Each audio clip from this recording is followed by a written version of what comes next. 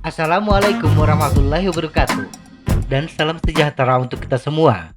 Setiap kali saya membahas kecepatan atau bersepeda di tanjakan, selalu ada komentar, yang penting dengkul. Tetapi apakah kecepatan sepeda, baik di jalan datar ataupun di tanjakan, hanya bergantung kepada kekuatan dengkul saja? Jawabannya tidak. Ada unsur lain yang turut berpengaruh, yaitu pernafasan. Seberapa besar kecepatan sebuah sepeda dapat diraih akan kita uraikan pada video berikut ini.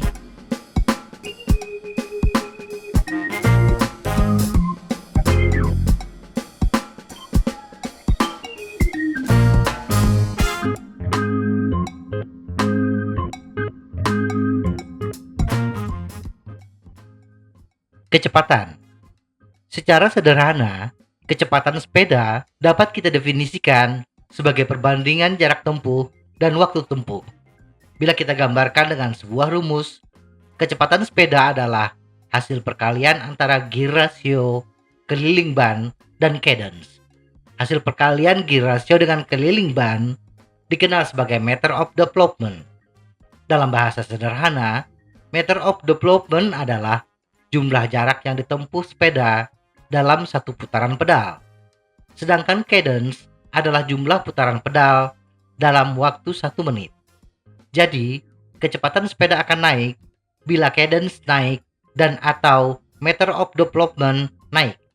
Permasalahannya adalah seberapa cepat perputaran pedal yang dapat kita hasilkan dan seberapa besar meter of development yang bisa kita kayu. Cadence. Semakin tinggi cadence yang diterapkan ketika pesepeda mengayuh pedal, maka akan semakin cepat pula laju sepeda untuk gear ratio yang sama. Misalnya mengayuh sepeda yang menggunakan ban 700 x 25C dengan cadence 70 rpm dan gear ratio 3911T, maka sepeda akan melaju dengan kecepatan 523,95 meter per menit atau 31,437 km per jam. Kemudian pesepeda menaikkan cadence menjadi 80 rpm, maka kecepatan sepeda menjadi 598,72 meter per menit atau 35,923 km per jam, naik sebesar 4,486 km per jam.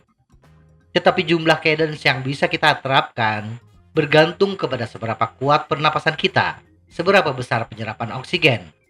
Semakin cepat cadence yang diterapkan, semakin banyak pula jumlah oksigen yang dibutuhkan. Jadi, batasan berapa putaran pedal yang bisa kita hasilkan dalam waktu 1 menit bergantung kepada kebugaran tubuh kita. Seberapa besar oksigen yang bisa kita kumpulkan dalam satu tarikan nafas. Meter of development. Besar kecilnya meter of development bergantung kepada gear ratio dan keliling ban.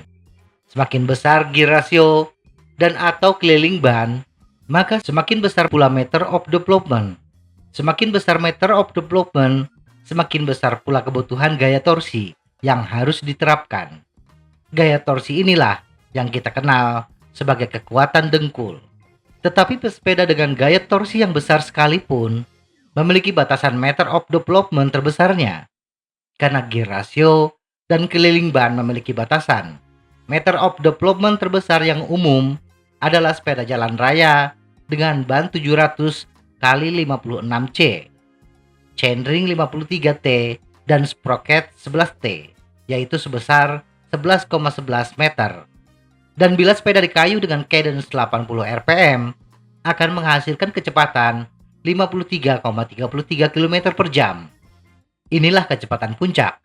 Sekuat apapun pesepeda, bila dia hanya mampu mengayuh sepeda dengan cadence 80 rpm, tidak akan bisa melampaui kecepatan tersebut.